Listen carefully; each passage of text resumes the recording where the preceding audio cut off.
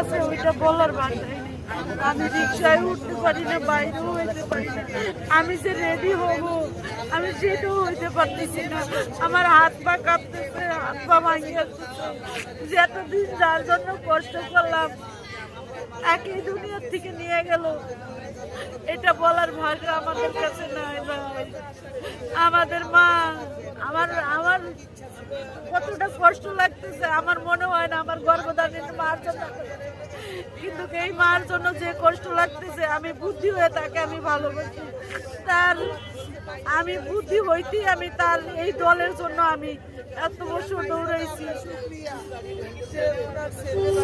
তার এই চলে যাওয়াটা আসলে মানে কতটা মেনে নিতে পারতেছি না। আমাদের আমরা কি বলবো, আমাদের তারেক যে আমাদের ভাই, তাকে কি বলে শাস্তিটা দিব?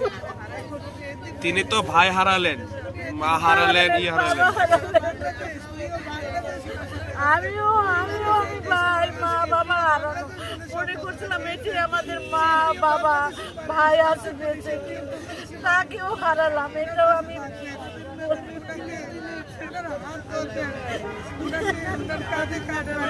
দীর্ঘদিন অনেক কষ্ট করেছি। আমি কখনো পথ নিয়ে, কিন্তু আমি তাকে অনেক ভালোবাসতাম ছোটকাল থেকে।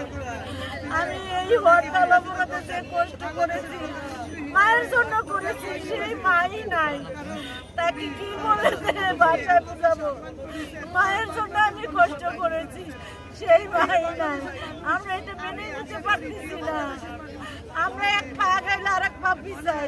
এখন আমরা কিভাবে আমরা তারিখ থেকে কি ভাষায় বুঝাবো? এই স্বৈরাচার হাসিনা যে অত্যাচার করেছে আমাদের মায়ের, আমাদের ম্যাডামের জন্য আর কি বুঝাবো?